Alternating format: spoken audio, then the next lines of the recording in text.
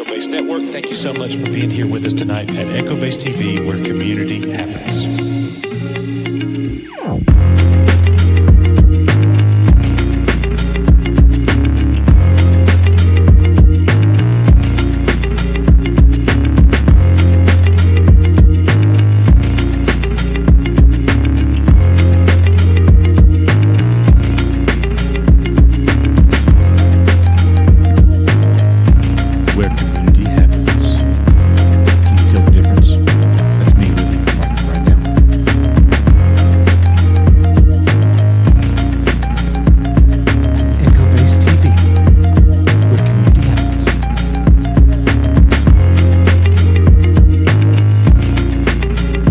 Say hi in the comments.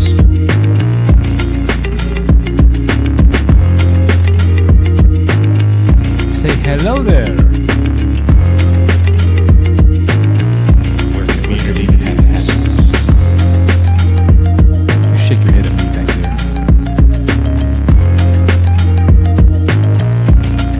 there. We have 56 people, the power of many.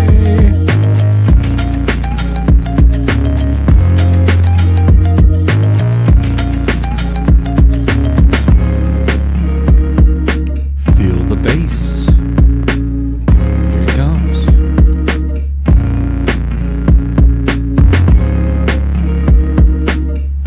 We're going with the original Feel the Bass today. You've not seen this one in a minute, guys. Coach and Nick from Echo Base Network, thank you so much for being here with us tonight at Echo Base TV, where community happens.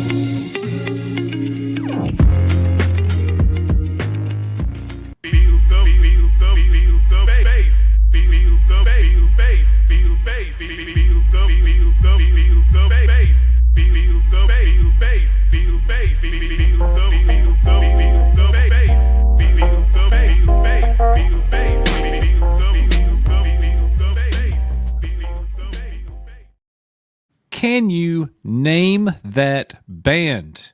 Who did the original Feel the Bass song? Any of you EBNers know?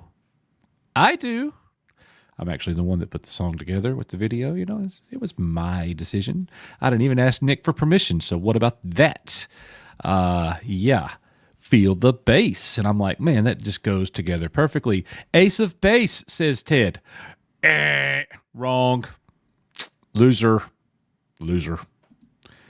I wish I had a poop emoji to give you, good sir, because that is wrong. I don't see anyone. We're not starting this show until somebody can tell me. The power of many. Michael. That's right, Michael. Anybody? Nope. All right, well, I'm not going to tell you. You're going to have to go find it for yourself. And Nick is going to send you a carded 12-pack. It's happening. First person to answer. Nick received a membership. Well, yep. How about that? You wasted it. Okay. Guys, thank you so much for being here. Let's see here. Welcome to our Thursday night live stream, where we will discuss the highs and lows of entertainment and Star Wars and everything else. We have a team assembled in the back.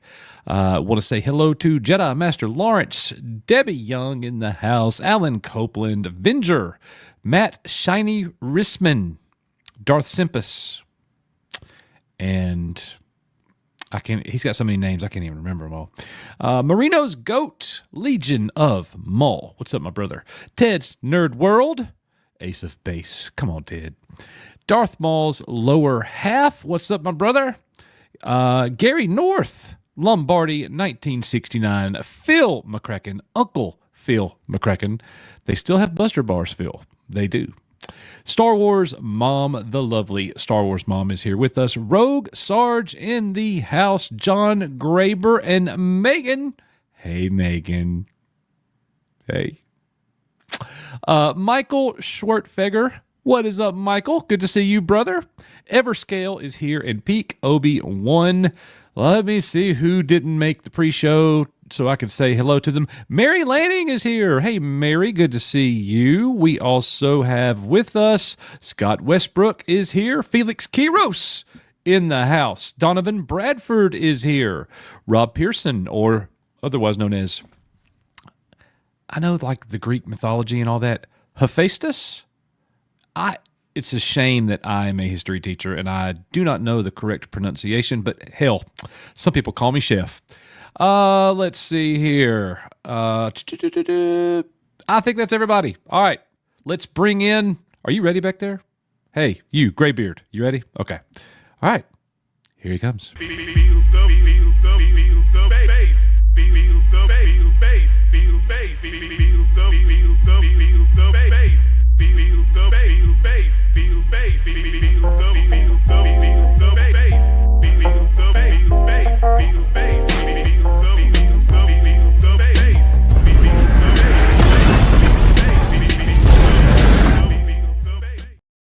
Who is this guy? Hey, I'm back on camera. No way. Been way too long. Yeah. It's the first time I've seen you in forever. Yeah, it's been a minute. Yep, got my setup, and also the just me doing my job is so much better. I got 3 monitors. I got the standing desk, so I can literally work and stream and have all these different windows open, and it's just so much easier. Trying to do all that on a little laptop with a little small monitor, it's just not ideal. So, Debbie's in chat. I got Debbie's package since I got back in town. Whatever I guess you know what it is. I do not. I do know what it is, and you need to open it up. Yeah, should we go ahead and just do that now? I think that we should, but we're going to bring in our teammates here as well. I'm going to go get the. I'm going to bring in the teammates. So let me bring in. You know him, you love him. He brings so much value here. I can't even tell you all of the things that he does. He is instrumental behind the scenes. Knee pain. Behind the scenes, me? Yeah, exactly. Risman. I knew what you were doing. I knew you were going to bring knee pain in. Get over here, Risman. Knee pain, you do things behind the scenes too. I don't know what, but we love you guys. Y'all are the best. I have to admit, Coach, you said, "Are you ready, Graybeard?" I thought you were talking to me. I was like, "I'm sure he's going to bring Nick in." Well, Surely he's going to bring you don't Nick have in. a beard, sir. You have a true. devil's goatee. That is true. That is true. Yeah. Nick is fully bearded. And me, I got the baby face with the baby cheeks. And forget you all before you even go there. That's right. Okay. I will have you know, by the way, I am down to 194 pounds. That's great. I played Nice. varsity basketball at 185. I'm 9 pounds away from my weight as a basketball player in high school. How many pounds? 5? 9. 9? I'm 9 pounds. I'm 194, Nick. Dang. I haven't seen 194. But my cheeks are still here. Yeah. What the heck? I What mean, a happens little when we bit. get older, Coach. That's where it goes. I mean, Goes it's a couple definitely of better. It's definitely better. Can you guys tell that I have slimmed down? Can you? ways. Definitely. My muscle's gone a little bit too because I've not been going to the gym religiously like I was. Anyways, hey everybody. Great to see you all. Nick, package. Yeah, so I just opened it. You had a birthday. Yep.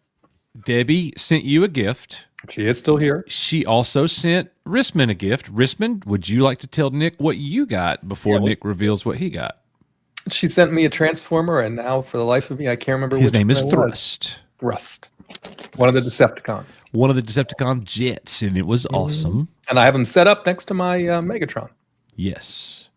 Retreat, Decepticons, retreat. Oh, never. Now, quick at Never. once. They did it every dang episode. What are you talking about? Never. Never. Neither did Cobra Commander. They never retreated. Yes, this is true. They This never is true. retreated. Oh, let's see here. Oh, wow. All right. I hate your guts. I just want to say it before you even show it on camera. I had that toy as a Wow. kid. Coach told I'll- me what it was, and I hated it. I remember. Oh, I hate you, I hate him. I hate him so much. Shockwave. mother. Yes. As you command, Megatron. Yeah, that is Shockwave. freaking awesome. What? It's got The little attachment. card and the little red film where you can put it on the. Golly, I've yeah. not seen these in forever. Yep. That is This such is a great freaking piece. Badass. Yeah. Put his Thanks, antennas Debbie. up. Put his antennas up like they're supposed to be on his head. They go straight up in the air. Yeah. Oops. I was trying to put him full screen, not you. There he is. Hail, Megatron. Hell yeah, that's freaking cool as shit. Thanks, Debbie. Isn't that great? Isn't that great? OG Transformer, Shockwave. This is awesome. And you know, you can put batteries in him and he goes off. Like when you put him in gun mode and press the trigger, it's awesome. Yeah, there's no batteries in here right now, but I will put batteries in here. And that's so freaking cool. Thank you so much, Debbie. I appreciate it. I know exactly. This is gonna go right next to my star screen. I don't have either one of those. Another G1. You know, the only Transformers I do have is dang Superion and Jazz and the Soundwave that Debbie sent me. So I'm about to go on it. It reminds me of the deal that fell through. I was about to buy a dang and complete collection. Anyways, Oh yeah, we were gonna drive to Arkansas. Arkansas. Yep. Yeah. Wasn't meant to be, Coach. Wasn't meant Nope, to it was not meant to be. The turd pulled out of the deal. Anyways. All right. So that is our warm welcome, everybody. We're going to get into quite a bit of things today. I think that instead of telling everybody, look, we got some non-Star Wars news, and then we're going to finish it with the big Star Wars news roundup. So we're going to go through in the beginning. The first half of the show is just the non-Star Wars things.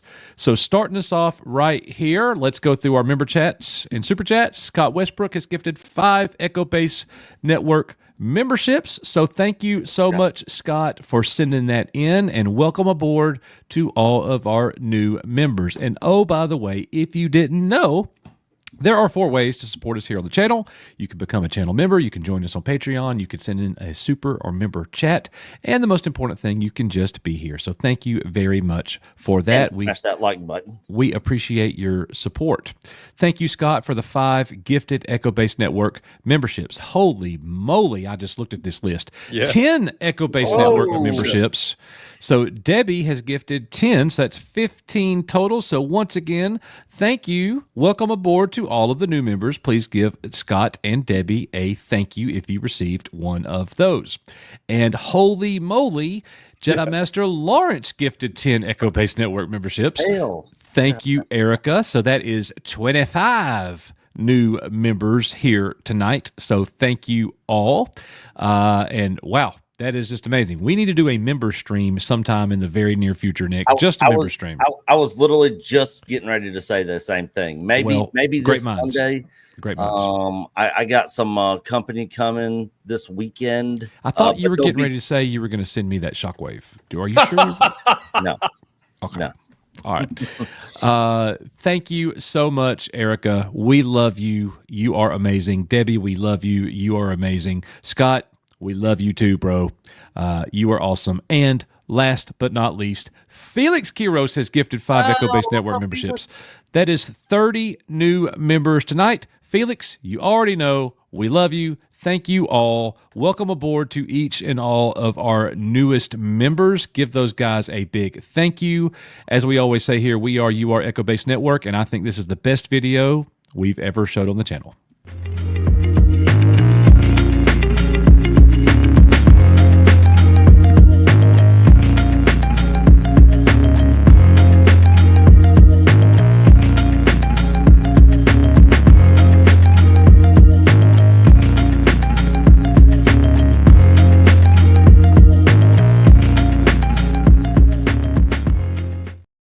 Nothing's better than Yub Nub. I miss it. It's pretty up there. Matt Deween with a $5 super chat. What up, Coach and Nick? My boogies. Can I join Frank Club? Fence riding, Alabama, nerf herding, Kennedy lovers. Ah, That took some thought.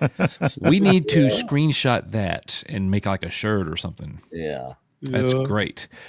I'm Fence Rider 1, and you are Fence Rider 2. And you're kind of over the fence. Oh yeah, Yeah, I'm you're- the one. I you're put the complete fence shit. up. I'm the one who put the fence up. Yeah. Yeah. And knee pain will kick the fence down. Yeah. I don't even know how I'm a fence rider. I mean, I'm pretty much Bro, pretty much I don't know. anti. I don't know how I'm a fence rider either. yeah.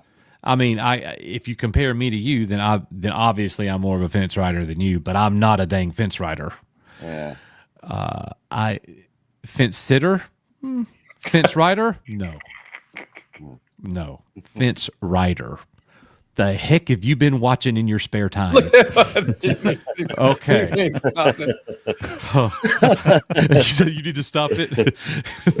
Okay, black pills. Yes, black pills. Oh, she's gonna make an Oh, by the appearance. way, Matt Deween, thank you. That was a hilarious super chat. So I'm going to play a little Star Wars activity for you, Matt Deween, in honor of that $5 super chat, and we'll be right back with our very first thing that Nick is definitely going to want to talk about. We are Echo Base Network. May the Force be with you. Thank you for your super chat, and this video is for all of you.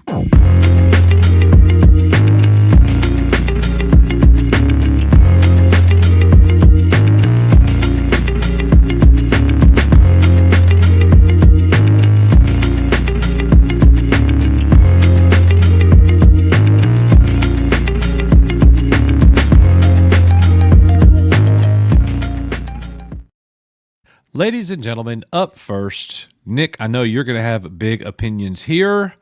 Just in recently, Tulsa King has been renewed for a third season on Paramount Plus. Love that show. All right, tell us about it.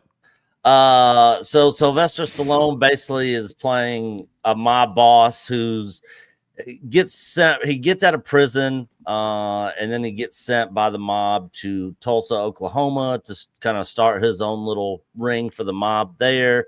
And that basically turns into his own thing. He makes basically his own thing and kind of separates. And then there's some infighting and some fighting with some other mobsters and gangsters, and it's a great show. Stallone does a great job portraying the character.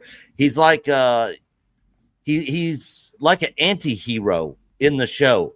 So he's like a mob guy who, like, kills people and that sort of stuff, but Yeah. he's also kind of like a good guy, mob guy. So, question, because I've never watched the show and I so literally know nothing about it. You'd like it. Does he fight people with his bare hands? Yes. Dope. There's a lot of violence, Coach, and the Yeah. language is atrocious. Yeah. Oh, well. It's a mob show, so I mean it's definitely not rainbows and butterflies. Yeah. I've gotten to the point where it's hard for me to watch things with an abundance of cursing. It just. I mean, it's not like every other word or anything. What was that show, Rispin, that I tried watching? It was a good show, but eventually it just kind of made me. It just kind of pushed me away. I forget, but I think this show is probably, I forget which one, but I think this show It was on is HBO. It was about the family empire. Succession. Yes, thank you. This has Succession. as much swearing as Succession, and I would say, Oh, and good I agree with Nick. I think Lord. Stallone's never been a great actor. He's great in this role, but I always have to chuckle because during season 1, he was like, I don't know if I can do this again. This was pretty, and now he's on season 3, and there's no end in sight. But I think, to me, the really good thing about this show is the ensemble cast is really, really good. Mhm. And then this last time they brought in Neil McDonough and Frank Grillo, and I mean, each season they bring in folks that just augment the core staff. And yeah, I mean, there's some comedy in it. I enjoy him in this role tremendously. I'm glad. Yeah, I'm doing same. that. Well, you guys are going to argue here, but Shrike 1988, we love him. how much better is Andor than Tulsa King? It's, in my opinion, it's not better than Tulsa King. Two totally different things, right? I mean, I don't know how you compare them. I mean, two totally different things. Yeah, I mean, it's Knee apples pain? and oranges as far as type of show it is, but Yeah. I like Tulsa King. Oh, here we go. We're talking Tulsa Base Network. Oh gosh. Knee pain? Tulsa King? Anything? I've liked the show. I don't think I finished season 2, so I'm not totally caught up. But I like it. You know, and I would agree that sometimes shows that seem to cuss excessively can be kind of like, after a while, burn you out a little bit listening to it. Yeah. But my opinion is, I think it kind of works for the show, considering who you're dealing with. You're dealing with, you know, mobsters, ex-cons.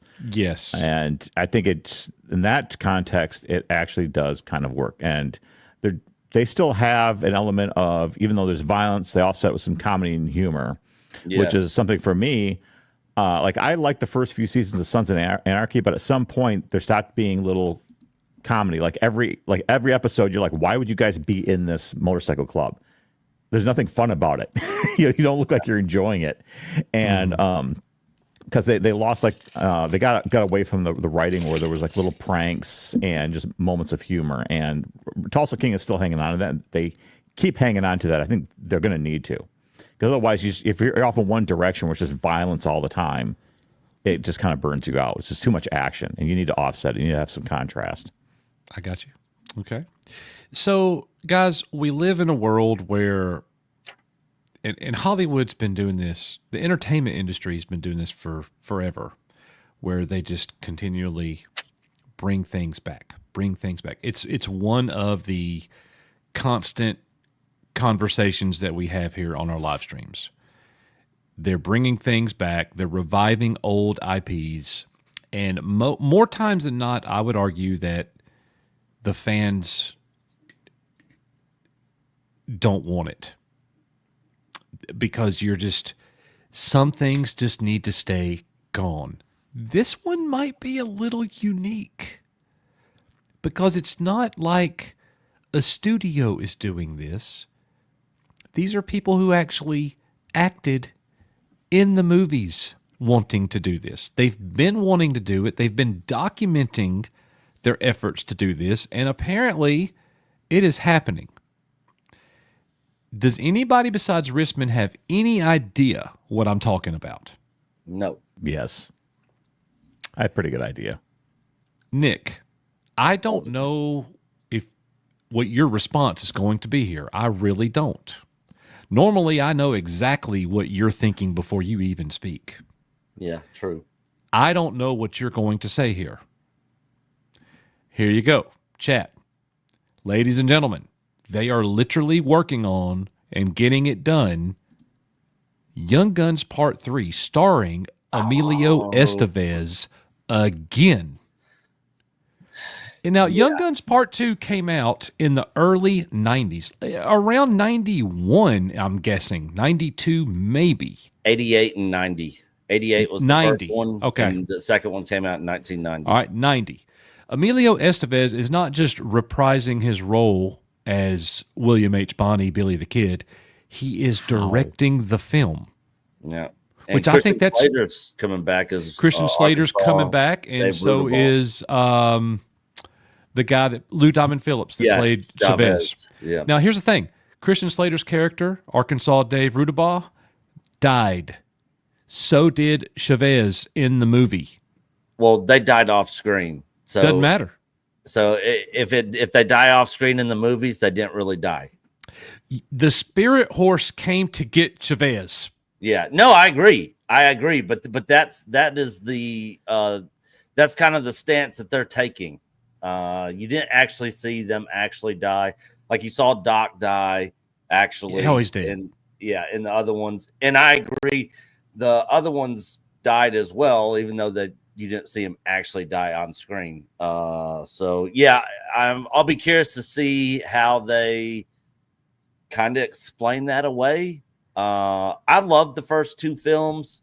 So I'm curious about this, but it's sort of like Goonies. It's kind of like, this should have happened a long time ago, sort of type thing. But I actually just watched both Young Guns 1 and 2 literally just the other night. So I like those films.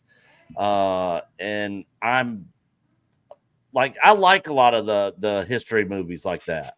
You know, sorry, I got distracted because I see Coach making wet hand movements in the background. I'm like, what's going on? My wife came in screaming, and I was like, "What's going on?" She wanted to know if I wanted to go to Dairy Queen. I'm live streaming. Oh, but yeah, I'm curious to see what they do with this movie.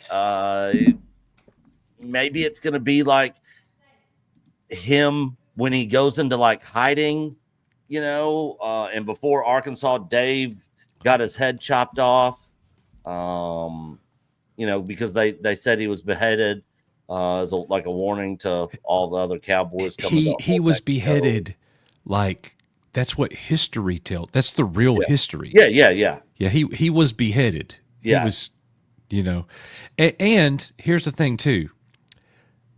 Brushy Bill Roberts, the old man claiming to be Billy the Kid in Young Guns Part 2, ain't Billy the Kid in real life. Yeah. Billy the Kid was dead. Yeah. He was shot and killed by Pat Garrett. Yeah. Anyways, I don't know, man. Like, the thing is, I really like Young Guns. I love Young Guns 2. Yeah, the second one is love it. Yeah. It has, I think, the funniest moment I've ever seen in any movie ever. 2, actually. Oh, no, the whole thing. Everything Emilio Estevez says in that movie is funny. Hello, Bob. Goodbye, Bob. Goodbye, Bob. Best $1.25 I've ever spent. Yeah. All right. So, but the best part, dude. I already know what you're going to say. It's the funniest line in a movie I have ever. You talking about comedy? Yeah. This is a comedy to me. Yeah. When the judge says, "And there you shall hang until you are dead. Now, do you have anything to say, young man?" He goes, "Yes, Your Honor, I do. You can go to hell. Man, that is the greatest scene, dude. Yeah. I love it. And that courthouse still exists that he escaped out of, and then shot the guy on the stairs. That you know, was gonna try to stop him. Yeah, I don't know. Knee Pain, Risman, thoughts about Young Guns 3, starring and being directed by Emilio Estevez. If you don't have a scene where they're all messed up on peyote, I'm not on board. You've got to have. Gotta have You see the size of that rooster? Yeah. And some sort of homage to that scene where he ran across the bounty hunter, like, I'm going to kill Billy the Kid. Yeah. And he puts the bar. There he is. There, right there. He's pointing in the mirror, right? Yeah. Those sarcastic moments, I love. And then he starts whistling. Yeah. Yeah, I did the whistling. Yeah. But the peyote scene is one of my favorites. This is one where I'm super concerned they're going to ruin what was the high of Young Guns 2, right? And I hope it's going to come. All you guys are naming things that comes down to the writing. You know, is it going to be well written? Is it, you know, are we allowed to be as funny now as we were then? I mean, they could try, you know, but how will people receive that, you know, and that kind of thing. When I saw this come by, I kind of just shook my head and I was like, well, you know, if Emilio wants to do it, I guess he better hurry. He better get on and do it. You know what I mean? Because these things do take time. Yeah. So I guess we'll see. I want to give a special shout out to our friend World of Swap Shop. He has been supporting us for a long time. If you do not follow him on Twitter, it is a necessity. Hilarious comments, hilarious memes, very anti-Disney Star Wars and wanting to get Star Wars back on the right track. You must follow him. He does a great, great job. I also want to say hello to our good friend, John Kokoza. Love you, brother. Good to see you. And this is the other thing, right? The age of the cast. Please don't make it passing it down to our younger Don't do it. Don't do the. We don't need Ghostbusters Young Guns 3. We're all getting old. We're giving it to the younger guns. Let's not call it older guns. I don't know what to say. The interesting thing about that is that, okay, in Young Guns 2, they definitely have it where the older man character at the end of the film is Billy the Kid, that he really wasn't killed. And there's some people that really believe that conspiracy theory. That's fine. They could have an Emilio Estevez at his current age playing Billy the Kid, but everything about that story is historical fiction. There's not an ounce of legitimacy to the story. This is completely made up. It doesn't mean that it can't be fun. Doesn't mean that it can't be good. But I don't know. This one's just a little different. It's young. You had Young Guns 1, you had Young Guns 2. This one goes a little bit beyond the story of reality. This takes it more. You got historical fiction as a genre. This makes it lean way more into fiction, way more. And some people might not like that as much, but I am interested to see them come back. I would have liked to have seen the cast of Tron, Legacy come back, and Bruce Boxleiter come back for Tron. We're getting an all new cast for Tron 3. Yeah. So at least Young Guns is doing that part right, I guess. Yeah, I agree. Well, thanks for the dialogue, guys. All right. I do got some good news for you, Coach. All right, go. I'm listening. I got Optimus and Soundwave extra cards that came in with this. If you don't have mine, I can give them to you.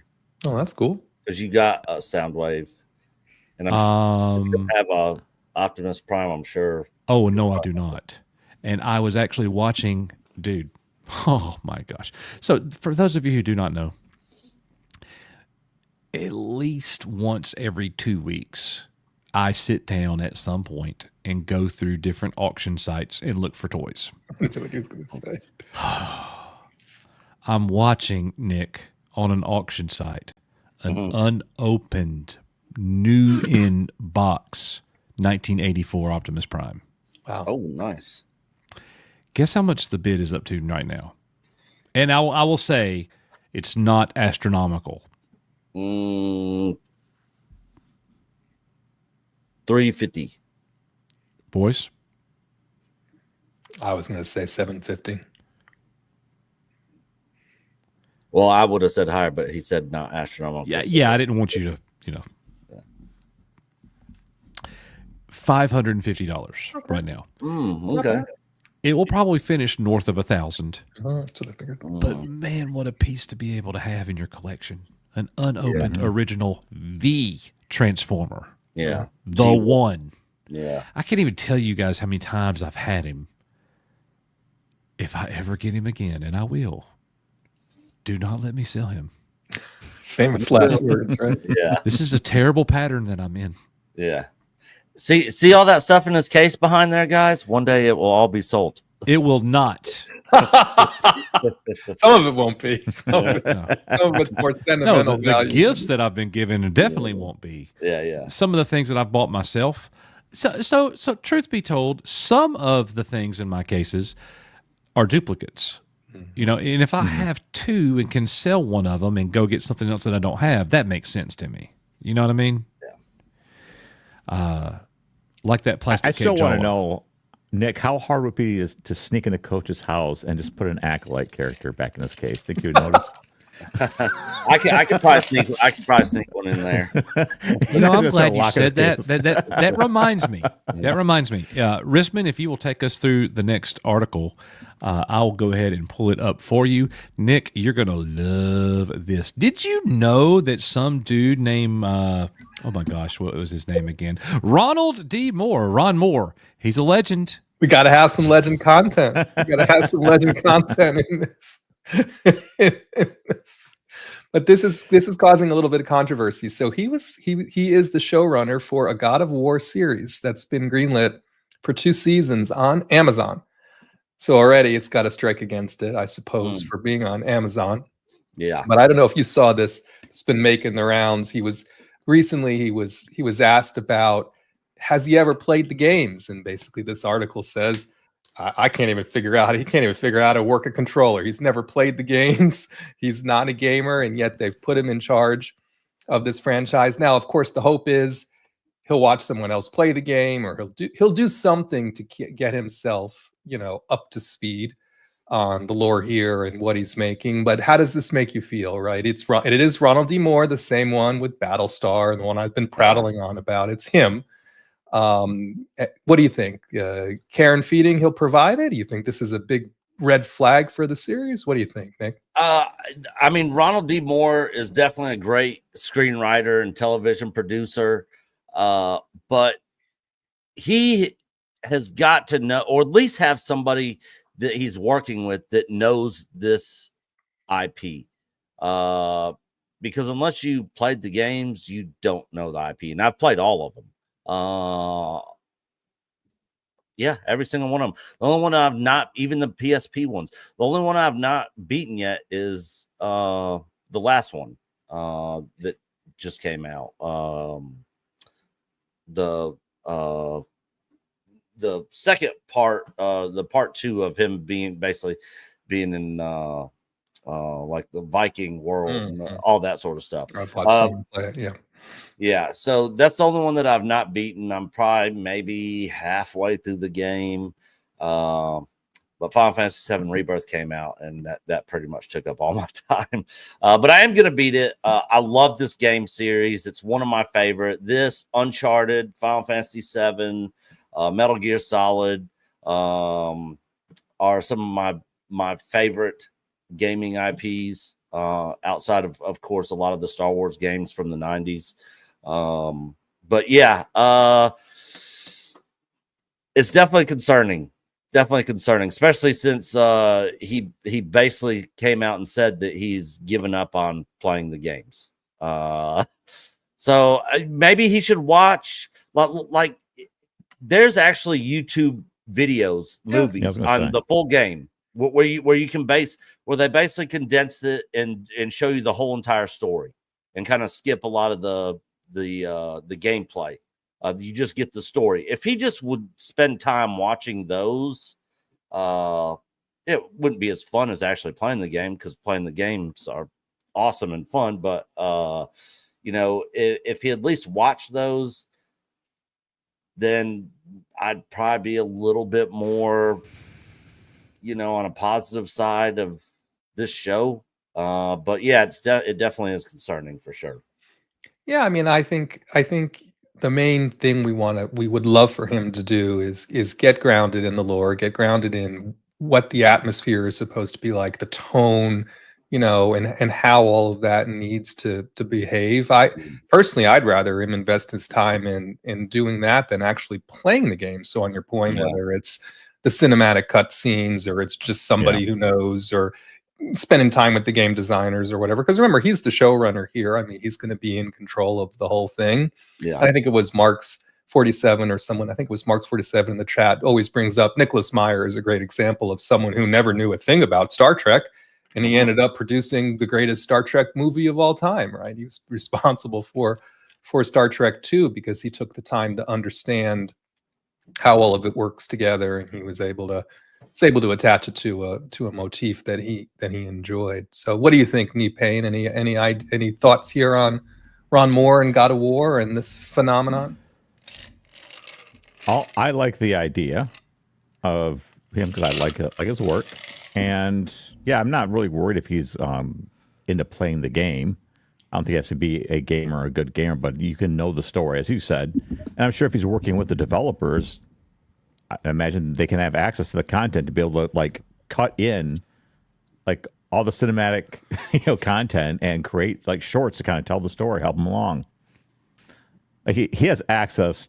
You should have access to all the lore he needs. Oh, yeah. Just focus on that, the stories. And as Nick said, yeah, there's plenty on YouTube to watch.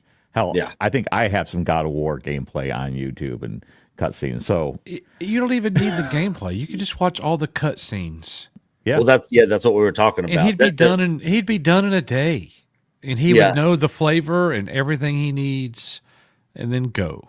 You know, you definitely need the right people in your corner to be able to help you make sure that you're not, destroying the legacy. Oh, that's or where you have whatever. someone that probably did play the game, right? Maybe a writer, something like that. And you Exactly. can have people on the staff that played the game to consult. Or you could just go the way of Leslie Headland and have a whole team that don't know shit about it. No, Yeah. no, no, no. I'm sure that'd work out well for him, just like Acolyte did.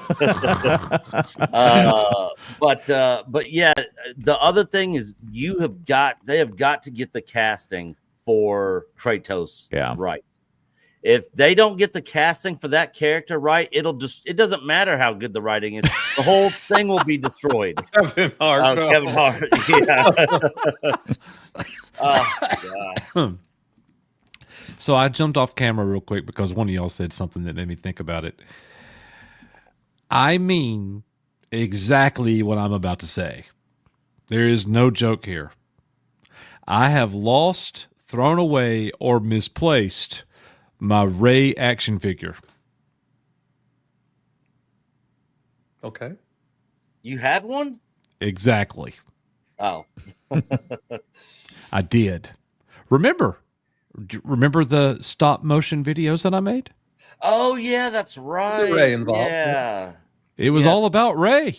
yeah, yeah. You had to go. I got her on discount at a place called, oh gosh, it's one of those second. Hand stores. Yeah, but it's like all the Second merchandise is Pro. new. It's Oh. kind of like an Ollie's Oh, okay. bargain Bargain something, bargain bin, bargain hunter. something like that. Yeah. So I got the Ray figure for like $2, and this was like after the Force Awakens, Yeah.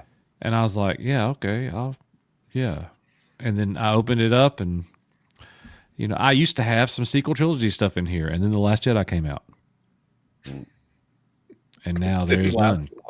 Yeah, We all make mistakes, Coach. exactly, Mistakes. exactly. Is that what you were looking for? Was the Ray figure? You were I looking was. For... Oh, okay. I got a big, huge baggie full of figures that are not displayed, and I just knew she was in there with Rose Tico. I guess I threw them away because Yeah. they are gone. They are not in here. Yeah, because once you stop doing the stop motion stuff, Why you have didn't- it? Yeah, you didn't really have a need for it. Why? The good news, Coach, is if you want to replace it, you could probably find one really cheap, just about, just about anywhere. Yeah, this is true.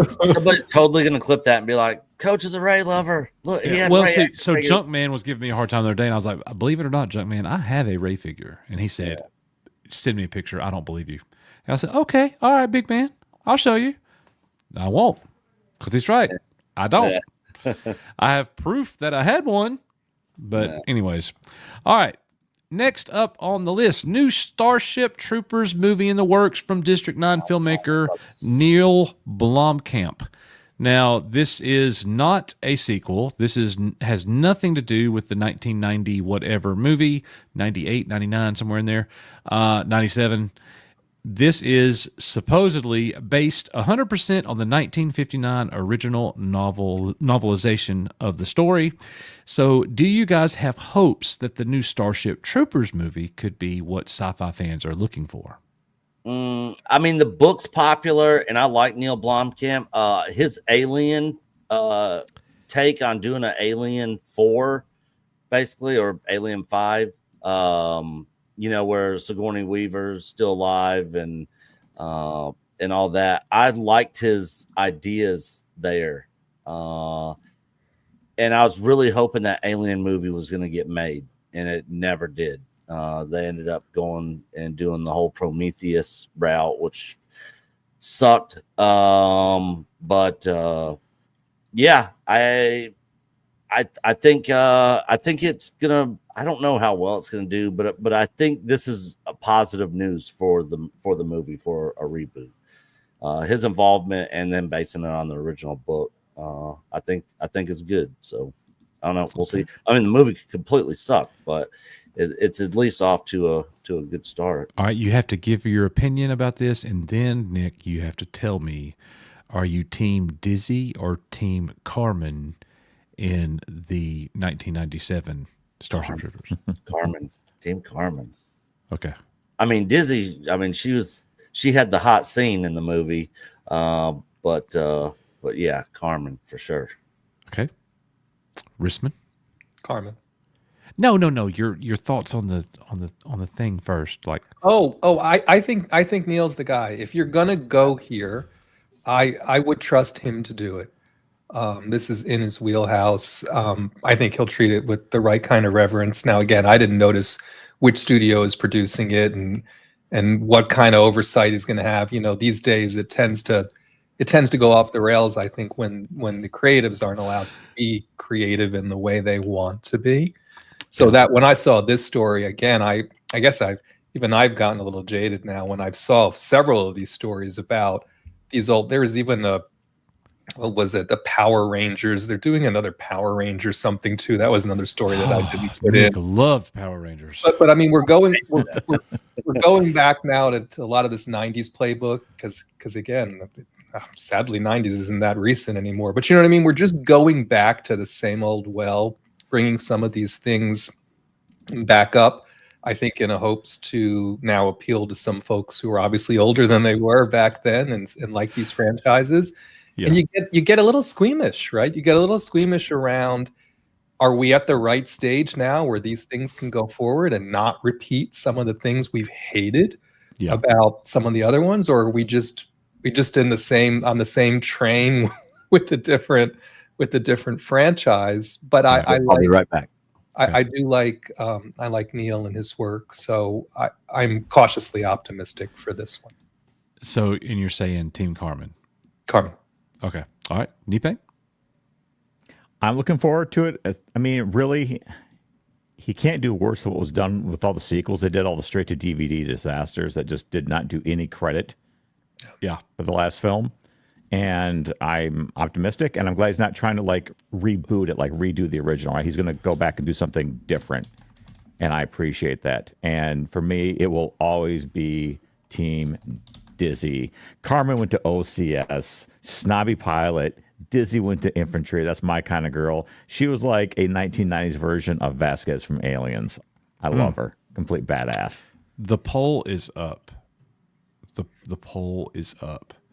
By the way, Dizzy or Carmen? Okay, so let me speak on this. Okay, all right. I have heard it said. Now look. When I watched the movie in the '90s, I thought Denise Richards was so hot. There was no comparison. As you get older and you watch the film, are we talking one night? Are we talking relationship? If it's one night, the answer is simple. If it's relationship, the answer is even more simple.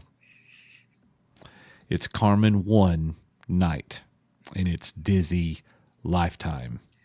No doubt about it at all. So I think that is probably most men's answer to this conundrum. Yeah, I would agree with that. We need to make a video on this.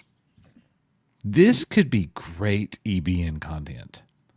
Our first recorded video that we've done in a month. I was going to say versus Dizzy. Any content at this point would be good content. You know what, Rissman? Oops. I got booted out on that one. How dare you? I know, the very idea. How dare you? The goal. Oh, all right. I was going to say something about Alien Earth. So I tuned into the Disney investor call dog and pony nonsense earlier, just because I wanted to see what Bob Iger said at the beginning, what he was excited about, and what he put out there as, you know, these things are coming soon or whatever. And they played a new snippet they played a new snippet from the Alien Earth, which I thought this was interesting when he was showing like extended views. He did the Lilo and Stitch, and he did the Alien Earth series. I tried to find it on YouTube, and I couldn't find it. It may be out and about now. I have to tell you, of course, they were focusing on them in the ship when the xenomorph gets loose and all that, and the ship is crashing to Earth, and this is the premise, right? And then, of course, it gets loose. It didn't look bad. They had all the right noise. He was in the cockpit where he would be talking to Mother and all the rest of it. So that I'm cautiously optimistic that this Alien Earths series might be a pleasant surprise. It may actually be okay. Like I said, this footage looked pretty good. I'm a sucker for science fiction, so give it to us. By the way, speaking of science fiction, late 2025 is the word for All Mankind Season 5. Oh, interesting. Filming ended in 2024, and they're saying sometime August, September, October for All Mankind Season 5. So, hey, that's going to be here before we know it. So I'm definitely ready for that. All right. So now on to a little bit of Star Wars news, everybody. Did you enjoy? Now look, I like this. I'll say this. Arguably, the best thing that Disney Star Wars has made is the documentary Light and Magic. It is Lucasfilm made it. It's not only about Star Wars. Lucasfilm. Who did I say Star Wars made? I use the two interchangeably. You know, understandably. I think a lot of people do that. Right, Knee-Pain? So, yes, Lucasfilm produced Light and Magic, the documentary. And I thought it was exceptionally well done. Now we're getting a season 2. See, in season 2, they're saying is closer to being released than we realize. It is not far away. What we're also seeing is that the story apparently picks up at Jurassic Park and will take us through, and I'm excited to see this, guys. I'm very excited to see how authentic they are when they talk about the prequels. As they go through the prequels in Light and Magic Season 2, are they going to talk about the negatives? They must. They must. And if they don't, it's propaganda. And if you think about it from a certain perspective, you would think this is a great opportunity for them to throw a stone at George Lucas. I mean, it really is a great opportunity for Disney to go, hey, he doesn't walk on water. Look at these. You know, some people aren't going to get that. They're going to be like, what language are you speaking, Coach? The prequels are perfect. I get that. That's fine. A lot of fans didn't feel that way. So what do you guys think? I am excited about Light and Magic Season 2, especially when they're telling the tale of the prequels. Now, I think it's all interesting. I'm a sucker for documentaries when it comes to entertainment. The making of Aliens. Yeah. I will always say that the appendices that Robert Meyer Burnett worked on for Fellowship of the Ring and the Two Towers are the gold standard of entertainment industry documentary series. The greatest ever. Mm-hmm. We're going to get something like that, I hope, in Light and Magic Season 2. Rissman. Yeah, so it's 3 episodes, April the 18th. Joe Johnston is directing, so it's not going to be cast in this time. I think in regards to what you were just saying, referenced the prequels and how they're going to treat it, you know what it's going to be. It's going to be George was blazing a trail. He was really into this. He wanted to do more than anyone had. He's the reason why, you know, it took off, yada, yada, yada. I don't think they're going to go anywhere other than, you know, just how foundationally important this was. Maybe they'll say a little bit he went overboard and he could have dialed it back and some of these other things. But I I doubt it. I think it'll be very, very reverential.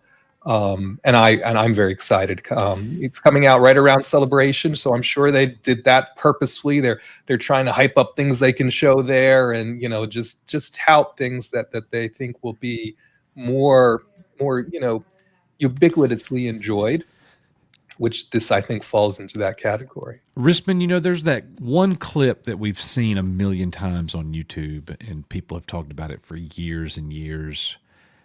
Some people say that it was something taken out of context or not real or whatever, but most people believe, that legitimately happened.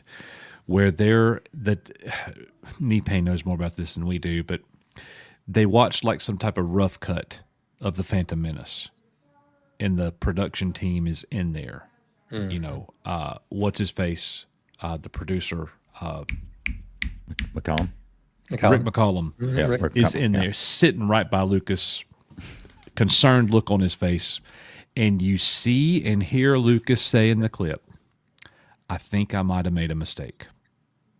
Yep. And it had to do with a lot of Jar Jar stuff going on, and that's what a lot of people were feeling at the time. That was a mistake. Do you think, how awesome would it be if the show actually goes there? I think if it goes anywhere, they're going to go through the technology they used at the time to make Jar Jar of course more lifelike, of course etc. I don't think they're going to. I don't think they're going to go into production decisions or anything. I don't think it's going to be that kind of a thing. I got you. Well, that's going to make it a little less interesting. Well, and also someone in the chat, just Legion of Maul, just said, yes, it is only 3 episodes, and I'm pretty sure he's correct, or they're correct. I think the first season was like 6, certainly more than 3. Yeah. So they're only producing 3 here, and they've got a lot of ground to cover. That's why I think, Coach, you're not going to get any intrigue at all on the prequels. It's going to be, I think this is going to be very rah-rah. This is going to be very celebratory, I think, on this, on the progression of events. Well, we were spoiled because right before Light Magic came out, we had the Icons Unearthed documentary series. That is true. That went all into it. Mm-hmm. That went into, hey, George Lucas gets a little bit too much credit because he never talks about the team that was put in place that did a lot of these things. Mm-hmm. For instance, his wife. So all that intrigue, as you say, is very interesting, and I love that. Now, yes, look at the new technology that we came out with in 1999, and we made Star Wars CGI. That can only be so interesting to me. Now, Knee-Pain, I know that's like your part of your DNA. What do you think? I don't know. I love the behind the scenes stuff, but I just don't.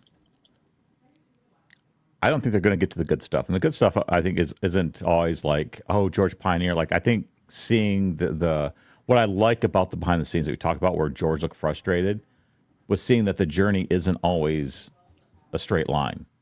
Yeah. Right, and they show that that Lord of the Rings, the DVD, the extended edition had like the 4 or 5 hours per DVD behind the scenes. So good. I watched that more than the movie.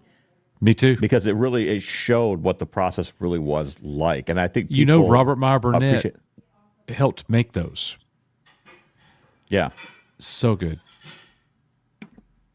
Sorry. Yeah, so I mean, I don't know. Only 3 episodes. I don't know what they're going to cover. I think there's going to be just it's content to put on to get people excited for Celebration. I don't think it's really good stuff. And I think the really good stuff people enjoy, they probably think paints a bad picture when I would disagree with that. I think showing the good and the bad is important. And it's not necessarily bad. It's just how it goes, right? It's a job. There's challenges. Well, and also for us, since we've came up with it, I think we know that this stuff was invented by George Lucas. We know the history here. You have to think about it. We have, that's a lot of years ago now. There are some fans that have no idea that any of this stuff happened or how it happened or what the chain of events was or any of that. And that's why I love to see them continuing to make things like this If it's only 3 episodes, then fine. Let's make them quality episodes that people can consume and enjoy, and actually be educated around sort of how absolutely special and amazing these things were. Because a lot of these folks, the reason why it wasn't a straight line is they didn't even know if it could be done. I mean, he was asking people to do things that other folks would have said this is impossible, and some of them did say, and he's like, well, yeah, I know, do it anyway. Right. Yeah. So I mean, that's what's always so amazing to me, when we get these little glimpses behind sort of what happened. Absolutely. Nick, just in case you missed it, Light and Magic Season 2 is going to be 3 episodes, and it's coming in the very near future. We're all pretty much saying here that there's no way they're going to get into the actual drama behind the prequels. We don't think they'll shine a light on that. We wish that they would. That would be very interesting to see, but they won't do it. No. With it being Disney, they might dive into a little bit of the freaking Jar Jar controversy after episode 1.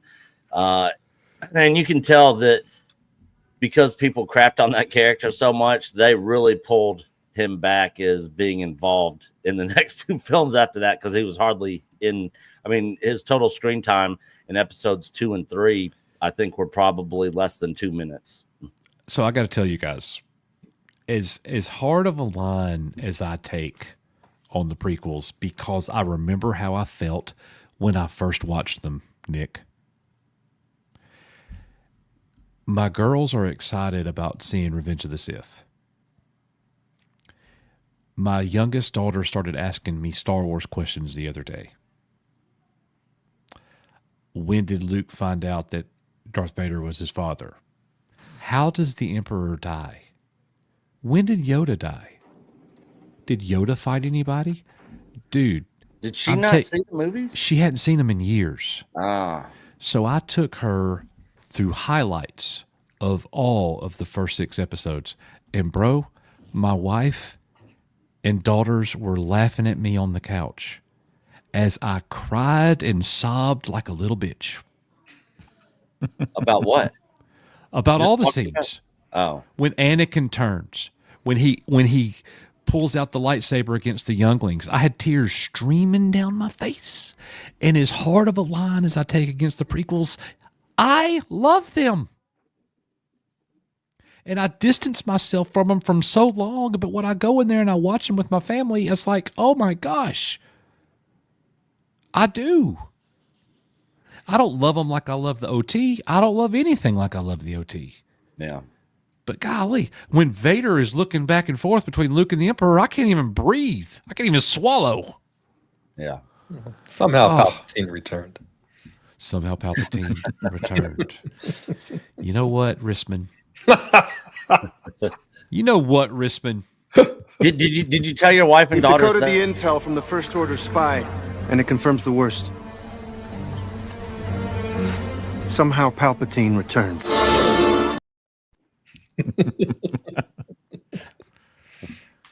I should have let it keep playing. My bad. Yeah, that that Here, let's do that. How about it sucked? You gotta see the rest of that. We've decoded the intel from the First Order spy, and it confirms the worst. Somehow Palpatine returned.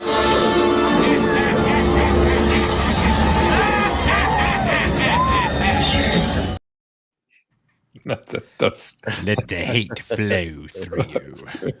oh, before they started dancing at one of those Star Wars nights. Yeah. Excuse me. Excuse me. Don't you dare speak of the dancing. That was the wrong video. My bad. So by the way, Coach, I had to clip that out. We got copyright claim. I know you didn't click. Oh yeah, so I just on deleted the thriller. On the thriller, Deleted. so watch Deleted. it. Deleted. Yeah, Gone yeah, forever. So I muted it. But there is the other one that is the dancing, and I think it is a great time to do that now. As I talk slow like the Emperor and look for it. Oh, you looked right. Yes, there it is. I have found it. And now it is processing. Go on to the next. Go on. Talk about Okay, George all Lucas. right. We've dragged Talk this out about long George enough. Lucas. Okay, so George Lucas is presenting The Empire Strikes Back on its 45th anniversary at the Turner Classic Movie Classic Film Festival. Ladies and gentlemen, George Lucas will be there in attendance to introduce his movie, 1980's The Empire Strikes Back. Do you guys realize that we're 48 years into Star Wars? We're 2 years away from the big 50th anniversary. Does that make you feel old? And do you guys expect anything? What's going to happen on the 50th anniversary of Star Wars? How big of an event should this be? And by the way, I'll let you think about that for a little bit.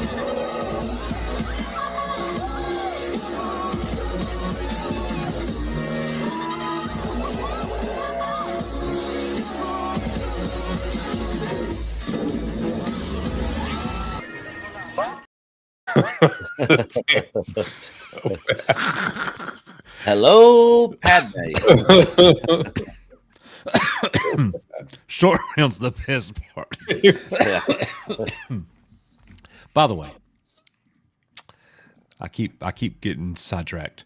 Valiant Renegade sent in a 1999 super chat. Hello, Suicide Hotline. I just watched Snow White. Oh, I gotta go watch that piece of crap this weekend. I'm hearing people say it's better than what they thought. It's going to make a profit. It's going to do well at the box office. It is not gonna make a profit. You're crazy. It is not gonna make. Moms and daughters all over the world are going to go watch this. No. Have you seen the movie theater seatings all across the country? No. People are clipping out. People are clipping out showings that are not sold. I don't know. My buddy and his wife, they're taking their kids. They're getting together with other families. They're all taking their kids. And just out of curiosity, I said to him, I said, you're talking about the Snow White remake, right? And he's like, yeah. And I was like, that's, Rachel Zegler is Snow White in that. And he's like, I don't know who that is. Kids want to go see Snow White. We're going to see Snow White. And his kids are in that age, right? They're 10 years or younger, right? They're 7, 8, 6, and he said, we're coordinating with other families. And I was like, okay, let me know what you think. I'd be very curious to see. So I don't know. I think the jury is still out. Will it do as well as Mufasa ended up doing? I don't know. Yeah. I'll be surprised if it cracks 400 million. But 400 million profit? will be an awful 400 result. million total box office. Say what? But what does it have to get to profitability? Let's see. The budget was It was a lot, wasn't it? Yeah, 200 and some odd million? Well, with the reshoots and everything, let's see. Snow White 2025 budget. Google AI is going to tell us what the budget is. So 209 million is what the reported is, and you're looking at about another 40 80 to another. We'll just say low end. We'll just say 90 million. We'll just say even 300 on the low end. So that doesn't include reshoots or anything. So just like minimal, you're looking at it's got to make 6 to 7 just to break even. Yeah, I mean, it would have to make. It's not going to make $1 billion, right? It would have to make $1 billion to be profitable. The question is, I'm using Mufasa as an example because that was a sleeper, right? So far, it's over. I think it ended up netting over $700 million worldwide box office. Do we think this will do as well as Mufasa? I Yes. kind of do. Yeah, of course it will. Yeah. Snow So White has way more appeal to the basic family. They don't know what all's going on with Rachel Zegler. So The average person walking around the mall or the street has no idea who she even is. I would agree with that until I saw Fox News covering it and showing Rachel Zegler clips on why people have such disdain for her. Okay, I'm like, but- wow, Fox News is covering this, talking All about the box office bomb. Then Tim Pool started covering it. He doesn't cover. I'm going to movies. push back a little bit. I think that the average American today doesn't even watch the news, No. local or national. Yeah. I mean, I think most people just don't know. They're just completely ignorant of it all. So I don't know. We'll see. And just to address Andrew Wall, I'm seeing it exactly 0 times. Yeah. I also haven't seen Mufasa, by the way. So Yeah. I don't go. I have to go see it, but I'm getting the hookup and getting to see it for free. So that's the only reason I'm going to see it, so that I can review it. So you have to go see it, but you wouldn't if you weren't getting the hookup. No. How do you explain that? You Because have to, so you're going no matter what. But if you weren't getting the hookup, you wouldn't go. All right. Let me rephrase. I don't have to go. I don't have to go see Okay, it. I'm going to see gotcha. it to review it because I'm getting the hookup. I gotcha. And are you going to review it? Even with the hookup, When are you seeing it? if I didn't have to review it, even with the hookup, I wouldn't go see it. When are you Sunday. seeing it? Sunday. Are you going to review it on our channel? I can. You should. Why not? I'll go see it. I'll gladly pay my money to Disney. All right. Anyways, Jedi know, Master Lawrence. You're going to be showing a preview for $5. Mako Mermaids before the Shut. what I Don't understand. you? Okay.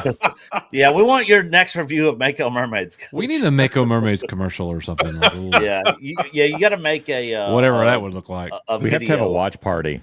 You know, oh my gosh. Yeah, for all members who wants a Mako Mermaids watch party. That's one of those shows that my daughter really got into that I had nothing to do with and never watched it. Yeah. And she was all about that show for a long time. So that was kind of my default to say, hey, I get Mako Mermaids, I think is what it was, but obviously. Anyways, Jedi Master Lawrence, $5. Knee pain is your shirt from the X-Wing Drunk 3PO project. Yeah, Vindicta. Yes, it is. Yeah, that's a Very, very that's cool. a 9-line shirt, isn't it? Yep, got it this week. Yep. Nice. I'm sporting Discmania as normal and Infinite Discs. That's what I do. Yeah. By the way, I won League Monday and Tuesday. I'm still the number 1 disc golfer up here, just so y'all know. Nice. Yeah, I actually got 2 9-line hoodies coming in, and Mexican Iron Man gave me one when I was out in Hilton Head. And I have one thing new this disc golf season that I've never had before. Would y'all like to guess what it is? A new bag. It's called plantar fasciitis. Oh, I'm with the feet. Yeah, it sucks. What is that? It's freaking pain in my left foot, dude. It's awful. No. And I feel it constantly. Man, with all the crap I've done in my life to my body to destroy it, I'm surprised I don't have. You have more ailments than I have. Well, I'm an athlete. Yeah. Oh, wow. Wow. Not a very good one, I'll say. Not a very good one. We're getting old, bro. Wait until you hit 50. Shut up. We're getting close. Wait until you hit 50. I don't even feel like I'm in mid-40s. Now I did go to a bar that I used to play at back in the day in Huntsville this last weekend. I hadn't been there in years, and I was probably maybe 6 or 7 people in there older than me. Everybody else in that entire bar were like college kids or late 20s, early 30s. That's the worst. And I was just like, golly, I feel like so old in here. And I used to play on that stage right there, and hang out and knew all the bar staff and everything. And it's just like, God, it was definitely weird being back in there. Yeah. 19K Fox. What Yep. up? Hail to 19K Fox and hail to our old friend TD What's up, 15169. Wow. Yeah. Good to see you guys. Awesome. All right. Debbie Young sends in a $9.99 super chat. There are so many R-rated movies out right now and old movies that have been in the theater forever that families are going to go see Snow White. Very few kid movies available. This is true.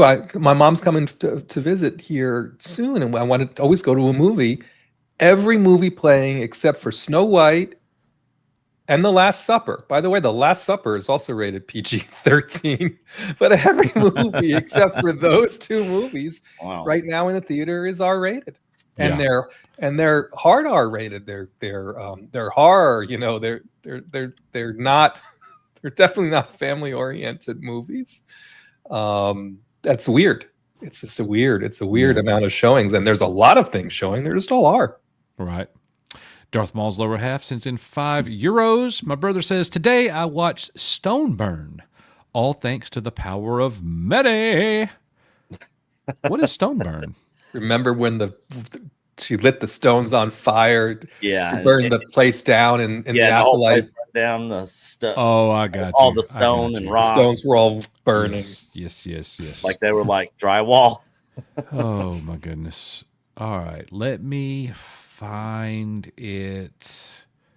Where is here we go. All right, so gotta say thank you to Valiant Renegade, Jedi Master Lawrence, Debbie Young, and Darth Maul's lower half for those awesome, very supportive super chats. We greatly appreciate it, y'all. We are your Echo Base Network. This video is for you. Luke, you do not yet realize your importance. You have only begun to discover your power. Join me, and I will complete your training. I'll never join you! If you only knew the power of one, the power of two, the power of many. No! I knew what you were gonna play. Had to. Yes. And somebody asked for it, and I'm gonna give it to them, but I can't play it for no reason. Nick, say a bad word. Oh God, not that fucking song. N-O, N-O, no, no, no, no, no. N-O, N-O, no, no, no, no, no. N-O, N-O, no, no, no, no, no. N-O, N-O, no, no, no. Chat loves it. Oh my. I remember when Jeremy from Geeks and Don't you Gamers play came that on here. He was No-No like, song "Don't you on me, dare play Coach." that No-No song." Yeah. Oh my goodness. That was so funny when he did that, dude. Yeah. He said, "Don't you play that effing no song on me, coach." Yeah. And I was like, "Yes, sir." Yes, sir. Right away, sir. All right. So this one is, do you guys think that Katie Sackhoff's Bo-Katan is going to make an appearance or have anything to do in the Mando Grogu movie? I know response probably are for the most of us, we don't care. Yeah. But do you guys think she's going to be in it? Could she make it better? Like, what do you guys think? Katie Sackhoff had a interesting comment at a convention that has been in the news. She was asked, when was the last time that she put on Bo-Katan's armor? And her response, Risman, what did she say? Well, I asked her if she was going to be in the movie, and she said, "I haven't been in the armor in 2025." Is how she answered. I've not worn the armor in 2025. And she kind of smiled and winked, right? Because of course they didn't film filming in 24. They finished filming. In 24. Yeah.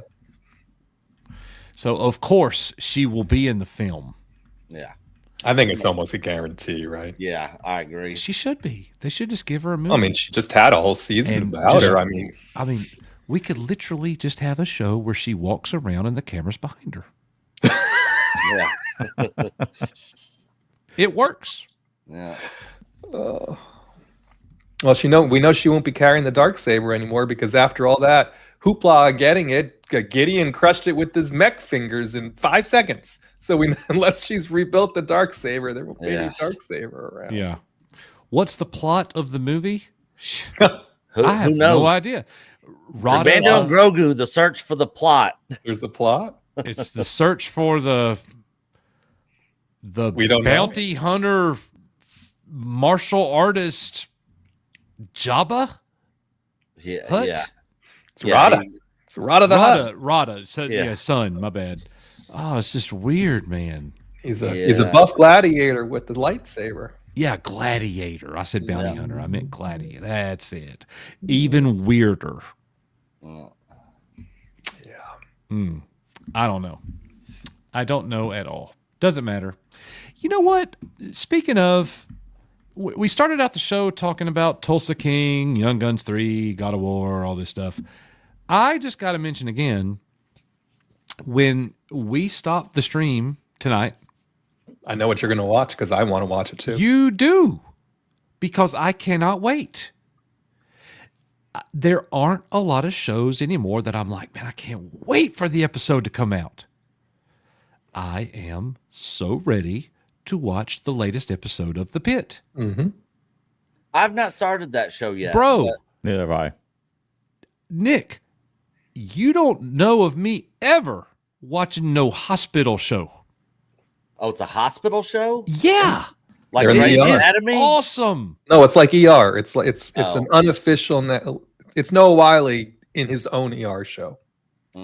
He's great, bro.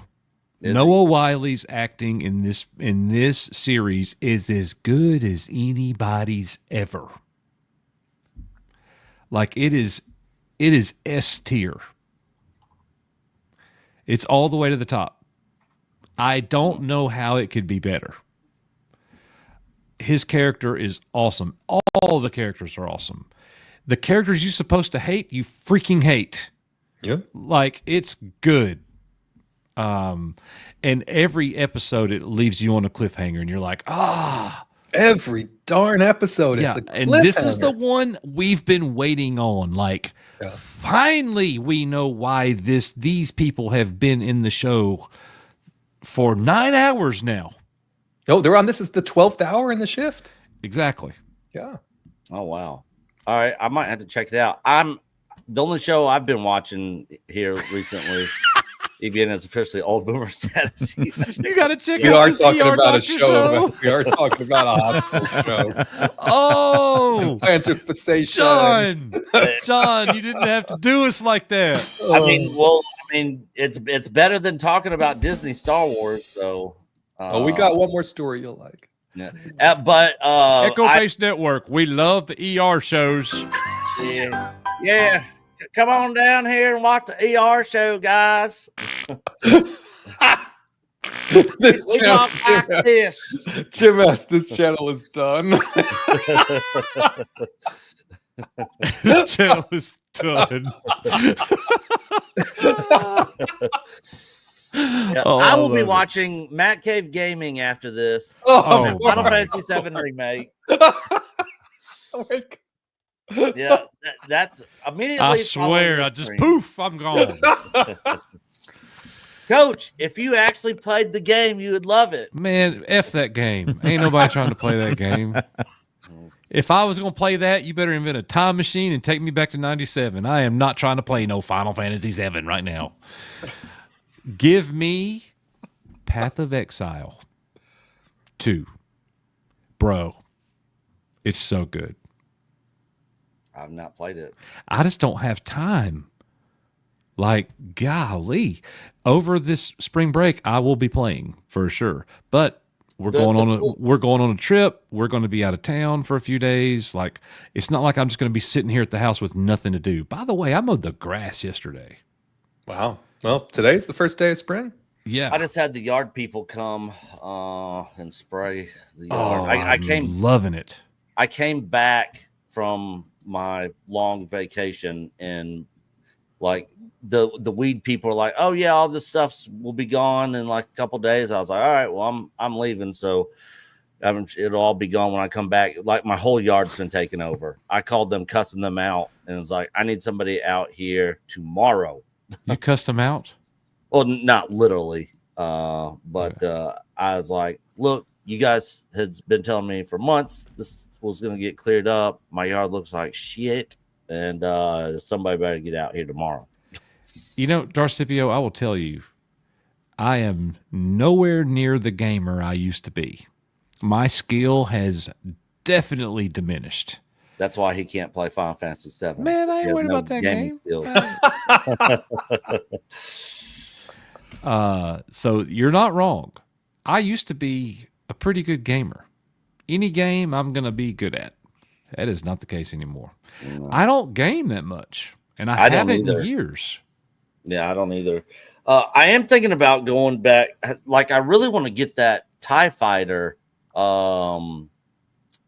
remastered working on my computer. See if look into it and see if they have a cooperative mod for that. Yeah. Just Loki said he got it working on his. I might need to get I him got to it help me. working on mine. I tried. I followed all the instructions, everything. Like, I can't get it to work. All right, so I will tell you, the first time I tried to install it, it didn't work. Yeah. I mean, I tried to do it again, and the second time it worked. Yeah. I tried like 3 or 4 times. Well, you did something wrong. Yeah. Well, obviously. Yeah. But you did something wrong. Yeah, I've no clue. I think what I it had to is. watch a video on YouTube about how to install it. Yeah. The instructions that I was reading weren't accurate. I had to do something else. Yeah, I might have to do that because I'd love So to. look into that. I'm play interested in that. playing that too. Like, seriously, figure out how to get that because I would like to go through that too. God, if we could go through that whole TIE Fighter story mode cooperatively together, I'm down. We could start it tonight. Like, I'm one mission a day. I'm good with that. Let's just play one. You know. Yeah. And we should totally like bitch at each other and stuff too. Like, that would be hilarious. Yeah. You're not doing the objectives right, Coach.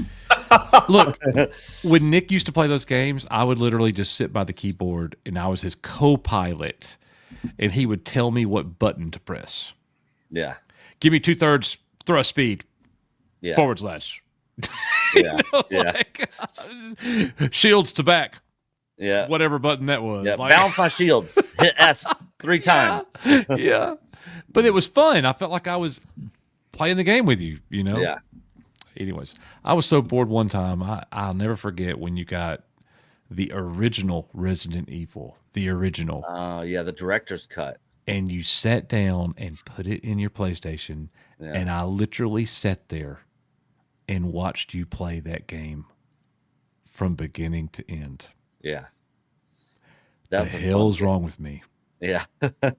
Yeah, I played the first 3 Resident Evil games, and they were great. No. I did the Resident Evil VR one. Man, I'd take that freaking VR headset off. I was like, screw this. That was one of the scariest games ever. And I was playing it in the daytime. I agree with Nathaniel here. The Batman games are like great. I played the first 3 of those as well. So I did not go through. I still own them completely. Any of them except for the first one. I went all the way through the first one like twice. Yeah. I played the other ones, but I never beat them. But those games will be timeless. Yeah, they're really good. They will always be able to be played. Yeah. Matter of fact, I could see myself starting the series over again and starting from the beginning. Like, so good. And then you get that Kevin Conroy voice. Yes. I mean, you just can't beat it. You just it literally is Batman. Like, you're watching it. It's like the animated series again. The old movies is like it's there. You remember when me and you rented the Super Nintendo Batman the animated series game? Bro, do you know that game is worth like $400 or $500 today? I believe it. Really? Yeah.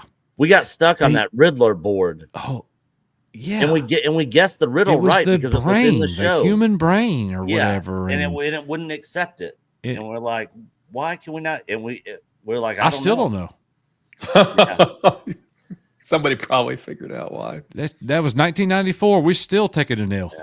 Yeah. 31 years later. I'm sure it's on a YouTube video. That's right. Yep. Very, very cool.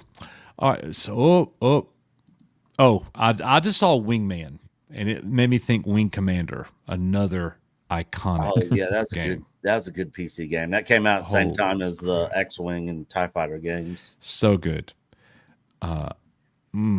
I would argue those games are on the level, bro. Yeah. They're on the level. Yeah. No, they're really good. Yeah. I mean, they're so good. They made a movie on it. The movie sucked, but the movie was horrible. It killed the franchise. Yeah. But we don't need to do any more games either, guys. Let's just call it. Yeah. All right. After the Battle of Endor, did the rebels wonder where the Ewoks got the meat for the barbecue party and the strange lack of Imperial prisoners Kentucky Fried Stormtrooper?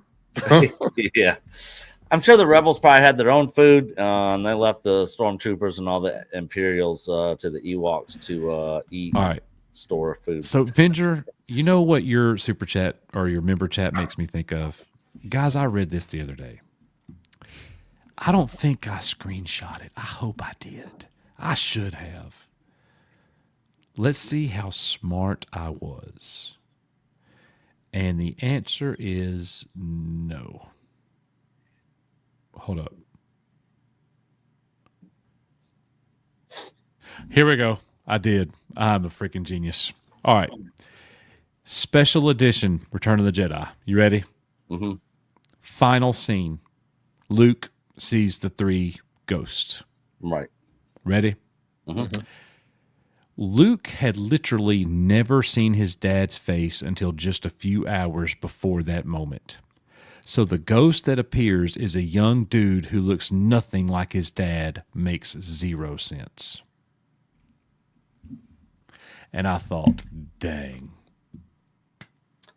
I didn't like this. It makes a special edition even more stupid to me. I'm still not over Yub Nub. I mean, the least of the problems was putting Hayden Christensen in there. Yeah, Yub Nub being taken out, the whole Jabba thing. You know, this is all stuff George Lucas did. The special editions are trash. The only ones that I was okay with was the stuff in Empire.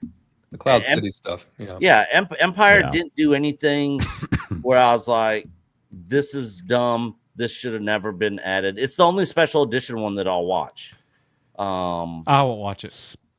I'm anti-special edition from beginning to end. But the Jabba stuff, and in the first one, and then all the other crap that I did in Jedi, just give me the OG originals without all the George Lucas. I'm just changes. curious, how many people in chat? We got 168 people here.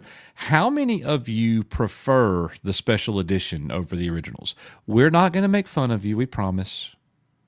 We're not going to bully you. And I would say, if that is your Star Wars preference, when is the last time you saw an unaltered cut? Yeah. Because I would guess that it's been a while. Maybe short bush editions. Maybe a few decades. Yeah. A lot of people don't even own that's what I'm saying. Original cuts. They haven't seen the original cut in 30 years. And I can guarantee you, George Lucas ain't streaming the original cut of Empire Strikes Back at the Turner Classic Movie thing. It's going to be the specialized edition. Yep. We don't watch the special edition here. It's the, what do we call them, Nick? Oh, my God. The unaltered, uncut, original versions. 4K 77. 4K 77. That's not what I have. You have the Harmony ones. Harmonies despecialized. Yeah. Those are my favorites. Yeah, those are my favorites. I have them on Blu-ray. Yeah. Harmonies despecialized. Yeah. That's it. Yeah. For me, that's the way I like the Addy one. But the Addy one, I mean, it's extra. Yeah. It's what the special editions should have been if George was going to do a special edition. I like the originals. Yeah. You know, that's just me. Harmony isn't even original. You need the 4K 77, 80, 83. Yep. All right. So here, for you people who are interested, I don't know how many people are, but we're going to look at it. The Grogu Mandalorian movie received a $21 million tax credit. Filming in California, but the production budget on the film, it's down to $166 million. Let's see, Revenge of the Sith cost $113, and then The Force Awakens 10 years later, $245 million. The lowest Disney era Star Wars movie was Rogue One at $200 million. The Last Jedi went up to $317 million. Solo, A Star Wars Story, $275 million. The Rise of Skywalker, also $275 million. The Mandalorian and Grogu, $166 million. When that $166 million movie comes out, it would have been 8 years since a Star Wars movie has been in the theater, guys. Yep. 8 years. How long has Disney owned Star Wars? Over 10 years now. 13 years. Yeah. Ish. Hang on. 8 years since there's been a movie. That's and that is all Disney's fault. Well, and the good news, if there is any good news that this is the next movie, the good news on the budget is they seem to have kept it in line with what they would have spent on a season. And then they had to pay, it takes more finishing. They had to pay some of the actors more, et cetera, and so on. So they're really hedging their bets here. Now again, this movie can make $600-700 million. Yeah. And they'll call it profitable. Right. And I think it will make $600 or $700 million easily, right? I don't think it's going to make $1 billion. But I do think that they did what I expected they would do, and they just controlled the budget and said, let's put something out there that we can call a success. Yeah. And turn Favreau loose at it when he's not making a Mickey Mouse wannabe series. And let's see. It's a rabbit, Risman. It's a rabbit. Sorry, it's a rabbit. Yes, it's Oswald. So I guess we'll see. The biggest problem, there's so many problems, right? It doesn't come out until May 2026. Yeah. The actual plot will leak a million times between now and then. Someone will put all the pieces together. They're waiting on your point, Coach. They're waiting entirely too long to put this movie out. If they wanted to do something today when Iger was prattling on about what's coming in 2025, they should have moved this movie to 2025. There's no reason why they couldn't. They didn't want it to compete with Avatar. Okay, don't put it in December, for goodness sake. Find some other time to put it. But nope, they're sticking to apparently May 2026. I think it's a huge mistake. I got you. Anybody else? I agree. And I don't think that is the real budget. I think it's probably more than that. But who knows? Maybe they're sitting there thinking, look, we've not had very much success with this franchise, or none of it's making us any money. So we don't want to go overboard with this. And, let's try to keep the budget reasonable and see how it does. And, we can go from there. But and the other thing to bear in mind, that budget, you have to take the $21 million in tax credits away from that. So the budget, if you want to do the math, right, the budget would be about $145 million.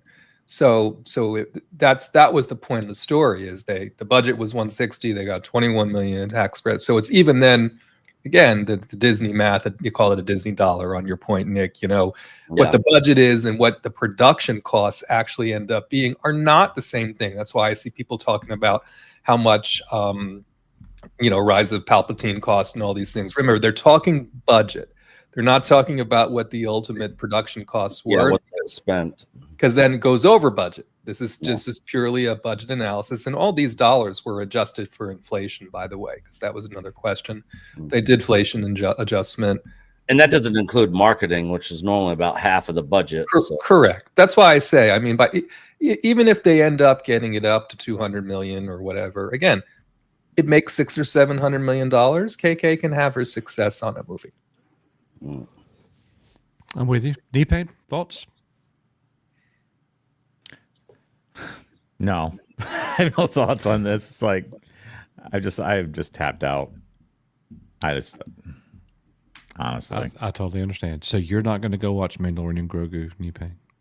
No, I have less than zero interest. I still have yet to watch a single episode of Mandalorian, even though like everyone raved on about the first 2 seasons. Knowing that it's, from what I heard, it goes downhill. But yeah, I've zero interest in Mandalorian and less than zero interest in the movie. And I'm like, all right. So won't Nick, be there. What do you hang on, Nick, before you say it. You're going to kill my mojo here. Nick, what are you going to give them? What does it get from Star Wars content? What are you going to give it as a Star Wars movie, Dick? 0 out of 10. What are you going to give it as a Star Wars or as a non-Star Wars movie, Dick? I don't know. I'll have to wait till I see it. 7 out of 10. That's 7 out of 10 network. Yeah. I love it. Yeah. I love it. I Yeah. love it. Batteries work. Oh, there it is. Slow it up. That is awesome, dude. I heard it make a noise too. But I don't hear it now. I heard it. Very faint. Oh, it used to be a lot louder than that. It's pretty loud. I don't know. It's just not because I don't know what mic you're using. It's just not coming through your mic. Yeah, it's probably noise cancellation. Yeah, it is. It's the noise cancellation. I hate your guts. Hell yeah. Oh, love it. Very, very good. All right. So we got a couple super chats here. Oh, noes. McQueen Kathleen says, where's your who's hotter, KK or Leslie? By the way, Dizzy was at 54%. Carmen was at 46%. Oh, wow. It's really close. So Dizzy wins. Men are wanting that relationship. Only 46% of us want the one-nighter. Yeah. I mean, I'd take either one, so. Yep. On the same day. Yeah, exactly. Thank you so much. Oh, noes, McQueen Kathleen. We appreciate that very much. Venger with a £5 super chat. Also, if anyone goes to Galaxy's Edge this year, can they pick up a Death Star popcorn bucket and send it to me? I can pay for it and postage. He will do that, confirmed, because I sent him a Venger mask that I bought at trickortreat.com. I can't remember where it was. Did anybody get Venger the Nosferatu popcorn bucket? Venger, did you ever get one of those? My place was sold out. They Yeah, were sold out of that, and then he wanted something else I tried to get that they were sold out of too. Maybe it was the Optimus Prime one. There was two things I tried to get for it, both sold out. Trick or Treat I thought somebody Studios in chat had gotten him one, but I can't remember. Yeah, that's a cool place. Oh my gosh. They got the. Oh yeah. I'm sorry. I'm totally. Wow. I was looking at a website that Venger sent me 2 years ago. All right. Very, very good there. eBay, Venger, eBay. That's true. Yeah. eBay. Problem is they get so marked up there and the resellers. Yeah. Are terrible. Yeah. Rogue Oakley, I hope the Mando movie is awesome as the first 2 seasons. You just have to hope that things will get better. Not everything Disney has done for Star Wars is garbage. I loved Rogue One. I agree. It's just that what have you done for me lately? Or hell, what have you done for me the past 3 years? It's, besides Andor, and I mean that not speaking personally for myself, I just mean for fans. There's a lot of people who loved Andor. I didn't love it, but I liked it fine. But it is the best thing that they've given us in a while. I didn't like it at all. Well, and looking at the Star Wars, I saw someone in the chat or asked earlier, do we think that Star Wars Celebration this year is going to be a dud? They did release all the panels. There is 0 panels about live action anything. There's no live action panel. There's no what's coming next panel. Surprise. There's celebrating Ahsoka. There's this, that, and the other, and there is an animation panel. And the animation panel is the only one that says a sneak peek of what's to come. There is no other showcase or anything on the official probably stage. due for something serious out of animation. I mean, they haven't really been doing I think anything. I have it overdue. on some authority that they have a few animation things already in the bag that they're just waiting to announce and release. So I'm with you. And I think they're, that's kind of the direction. Seems like they're kind of pushing on Disney Plus anyway for what they're putting out. Just thought it was interesting. The whole rest of it, it's not a movie showcase or anything like that. It's, remembering Ahsoka one and, Andor, and they'll do Mando and Grogu, but I don't think we're going to get any kind of dog and pony show regarding live action at all. So yeah, I do kind of think this celebration will be a little different than the ones in the past, but we'll see. And I think close thing I'll be excited for Mando is anything that's related to, let's say, a documentary about the Gina Carano case in a couple of years. That I'll tune in for. That'll certainly not be produced by Lucasfilm. So it's going to be good. Yeah, the Gina Carano court case stuff that we should be getting more info on this year should be very interesting. Well, all right, guys. Yeah. Any excuse to bring this thing back out again. I thought when his computer died, he lost these files. Oh no, no, this file will never be lost. Yeah, he made sure it was backed up. Bro, I'm eating dinner over here. Yeah. Blackfield. Sorry. I'm trying to turn it off now. It's stuck on. Okay.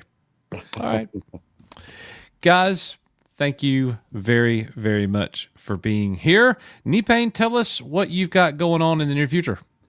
You've been doing some game playing. A little game playing, a catching little up on- talking camcorders and technology and stuff. Yeah, some behind the scenes videos. Just as I'm doing other content for other channels, I've been kind of doing like behind the scenes, showing the shooting and editing, and doing some Survivor. If I'm playing through Survivor, You talked some Star Wars the other day. It was a stream a week ago. yeah, You did it the night after we ended the show. Yeah, I wanted to touch on. You were the like, whole... you're like, I love Nick. He wasn't even listening. You're like, I'm about to go live, and I'm going to talk about this Lucasfilm, Kathleen Kennedy stuff. And Nick's like, we're redirecting to Matt Cave. I didn't know. I didn't know that he was going live. I had already set that up like before the stream even started. Piss on you, Nipane. It was already set up before I even knew he was doing that. Oh man, I stream when I can. It's so hard finding a night you're not like conflicting with your friends. So I want to talk about the Grady Ranch thing because I think that's something a lot of people weren't really covering in the reports, like what burned out George at the end, and why Underworld didn't get made. And I do think the Grady Ranch collapsing, not being made, I think that was a huge part of it. Yeah. Absolutely. I mean, he was so bitter. He was threatening to build the low budget housing just to drive down the property value of that HOA. Even though I drove through there last summer, no indications there's construction, but I think it was clear George was pretty bitter about that, and I really do think that was a big part of why things turned the way they did. Was he did not get his studio. Yeah. And I am not going to be redirecting to Matt Cave tonight because he's not even playing FF7. So I just got to go over there and cuss him out in the stream and then jump out. All right. What do you got going on, Nick? EBN cast tomorrow afternoon, 2 to 3 o'clock Central Time, pre-FNT. Me, Culture Casino, Stone Loki, John F. Trent. Any idea what you're talking about a little bit? No, I always wait till see what news is coming out. Gotcha. It'll be something late breaking tomorrow. Yeah. All right. And if there's nothing, then we'll pick on something that wasn't talked about tonight. I'm gonna probably hit on some political stuff on the Friday shows. Mix between political and entertainment. Gotcha. Rissman? I have nothing going on, Coach. But we did have 2 super chats come in while we've been talking. Oh, we're gonna make sure we hit looking those at them before we go. Yes, sir. Absolutely. Well, speaking of Zombie Box reviews, one of our moderators, love him, £2. I'm sorry, pounds. KK is facing a firing squad at that celebration. If she even goes to it, she wasn't on the agenda What if she walks either. on stage and announces her? well, the people in Japan don't really care one way or another, probably, And they don't really cheer. No, They don't boo. They don't cheer. It's going to be quiet. So and we're gonna be live going. See, they're quiet. Look, we're right. yeah, That's whatever. I mean, we are right, but We are right. If you look at the panels, Favreau is going to be there. Filoni's going to be there. Doug Chang, I think, has a panel as always. Maybe John Knoll. The usual suspects are going to be there. KK wasn't mentioned at all. Now, of course, if she's mistress of ceremony, that sounds bad. If she opens the thing up, then of course they wouldn't put her on a schedule. Do you But think other we'll than get that, a there's- Rey movie update? Do you know how much we've learned about the Rey movie since the last celebration where they announced it? Nothing. About nothing. Other than writers leaving the project. Yeah, about nothing. I think they've gained no ground. Yeah. It wouldn't surprise me if she did that deadline interview to talk about the movie so she don't have to talk about it at Celebration, and the only thing we hear about is Mando and Grogu. It wouldn't surprise me in the least. Well, I just want to know the same thing John wants to know. Is Ron Moore going to be there, Risman? No, he is a legend, though. He is a legend, but I don't think he'll be at. Unless There's he's no attending. Ron Moore panel? No, not at Celebration. His Star Wars never came to pass. Some legend he is. Graph Webb, how fitting. The final super course. chat of the night. Showed up just in time. Will you read it, Nick? My hypocrisy only goes so deep. Hashtag cancel Disney Plus, or be like me and never subscribe to it in the first place. Now, Graph, what's going to happen if it actually gets canceled? What are you going to do? Yeah, Like, what's he going to post? Cancel Amazon Prime.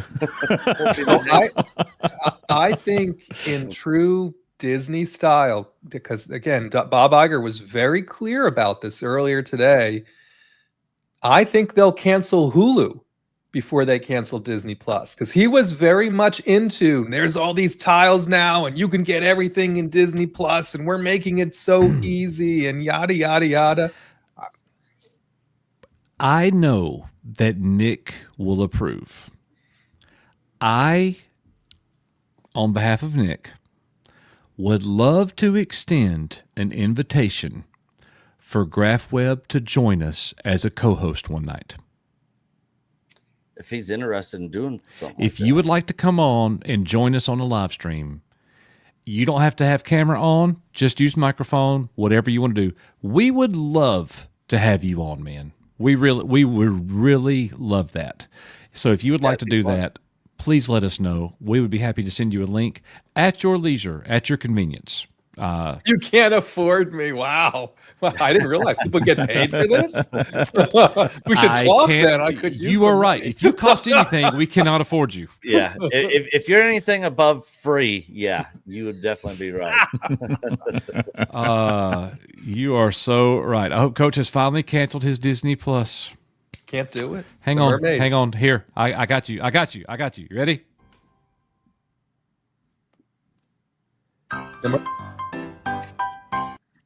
That's a no.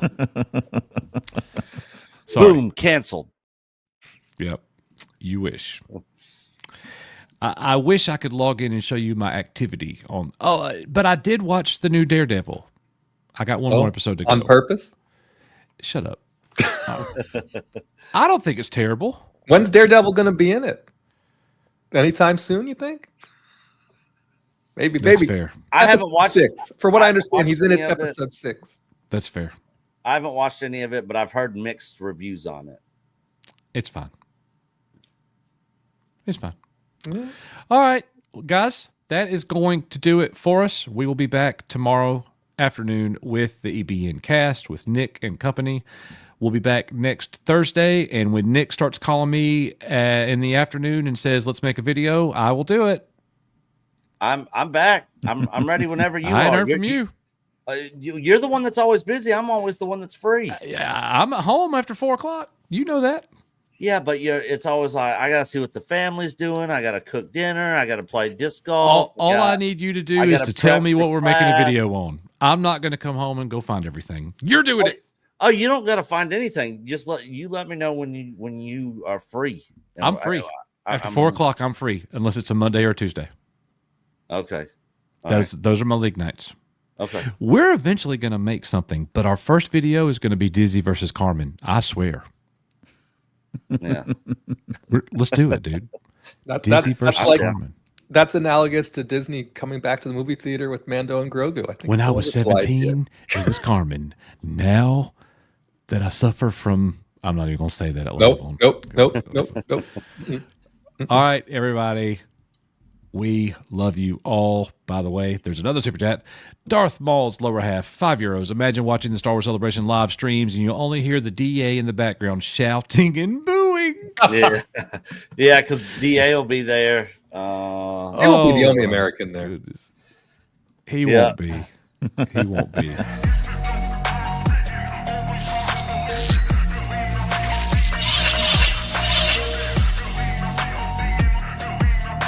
What's up, everybody? Derek Anderson, the DA. And real quick, before we get started... Bonus points if you could tell me who made that. You made that. You get bonus points, sir. +1. And I'm sure he would have been here tonight, but I think he's probably at watching Snow White premiere. So, well, he could have called me back. You know, I sent him that gum big timer. Zombie box reviews. I know I joke a lot, but you guys are always welcome on my channel. I love watching with Nick on the HCast. Working. Oh, working with Nick doesn't work, bro. He's just there talking. Yeah. I mean, you're working. He's not. Yeah. No. I kid. I'm just joking. All right. We're going to make a video tomorrow? Yeah, I'm down. Nah, I'm busy. All right. Hey, what an ass. brutal. Oh, my goodness. All right, guys. We love y'all. Y'all are the best. And we will see y'all next time. Thank you so much for being here. Knee Pain, Ristman, thanks for being here with us. Nick, great to see you back on camera. Yeah. Dizzy wins, Carmen loses, and this As it special should be. edition is not good. Yeah. Take care. All right. That does it for us. Later.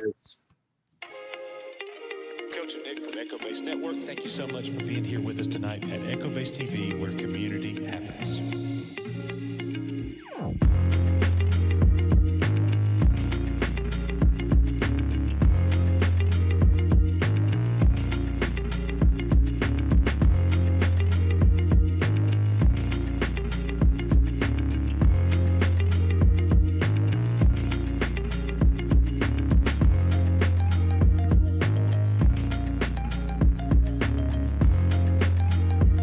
Nick Graybeard.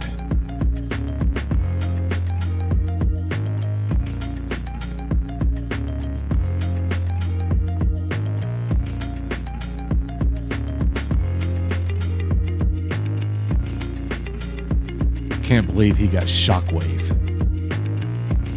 Thank you again, Debbie. Jim knows the deal. Jim knows the deal. Where community happens.